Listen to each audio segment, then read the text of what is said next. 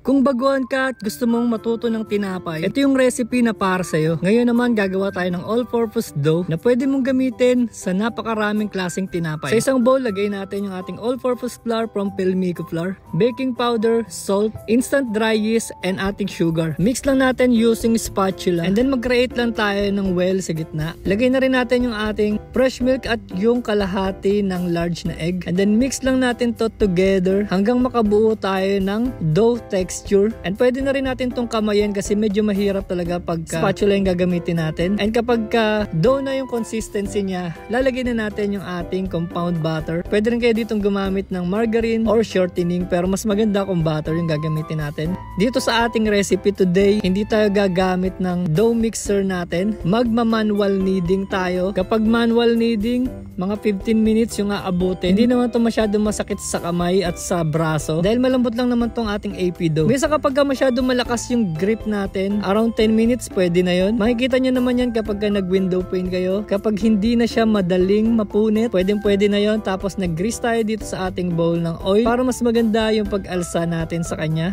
And ipoproof natin to for 45 to 1 hour. Mas matagal yung proofing, mas maganda. Pero wag na kayo lalampas sa 1 hour and 30 minutes dahil mag-activate ng sobra-sobra yung yeast at may empower ng yeast yung lasa ng ating bread. After proofing, ito na yung ating dough. I-weigh na natin siya tapos i-roll and then lalagyan natin ng palaman. Kung papansin nyo kapag gumagawa ko ng bread, tinitimbang ko talaga isa-isa. Mas maganda kasi mas pantay-pantay yung magiging sizes ng ating bread kung ano man yung bread na ginagawa natin. Dito nagpalaman lang ako ng cheddar cheese. Any brand naman walang problema, nasa sa inyo na yan. Cheese bread yung gagawin natin ngayon. Pero mas special to dahil meron tong cheese sa loob. Balak ko nga sana lagyan din to ng ham para maging ham and cheese bread siya. Kaso medyo kinapos na ako ng oras, kaya cheese na lang yung naipalaman natin sa kanya. Dito sa recipe na to, nakagawa tayo ng 12 pieces at ang timbang niya ay 43 grams each. And yung recipe naman na to ay ilalagay natin sa comment section. Kapag napakinis na natin yung ating dough, dito pa lang tayo mag-i-start gumawa ng ating streusels. Itong streusels na to ay milky cheese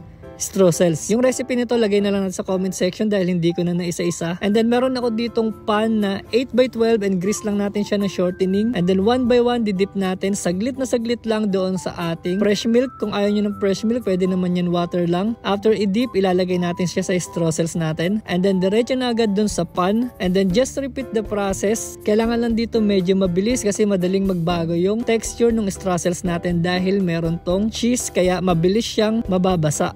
Yung recipe na ilalagay natin sa comment section ay one recipe pero itong ginawa natin dito ay half recipe lang, nakagawa tayo ng 12 pieces. Kaya kung yung recipe na nasa comment section ang susundin nyo, makakagawa kayo ng 24 pieces ng ganitong bread. So yun na, wala na magtatanong, ang ating recipe na ginawa ay half lang at ang nasa comment section ay whole or doble nito. Kaya baka may magtanong pa na bakit yung sa inyo madami. Tapos itong ginawa ko konti lang. Yun, pinroof ulit natin siya ng 30 to 45 minutes and after proofing, sasalang na natin siya sa preheated oven na 150 degrees Celsius for 35 minutes or hanggang makita nyong mag golden brown yung ibabaw ng ating bread. Alam nyo, napakaganda nito. Napakadaming pwedeng paggamitan ng dough na to. At ayun na nga, pagbukas natin, napakasarap, grabe. At kahit hindi ako mahilig magkape, napatimpla ako ng kape at sabay-sabay naming nilantakan to dito sa bake shop. So ilang mga Lodi Cakes, thank you for watching. Don't forget to follow our page para sa mas marami pang recipe vlog. Kung umabot ka nga sa part na to, comment ka naman kung taga saan ka para malaman natin saan umabot ng mga video natin. Yeah, bye!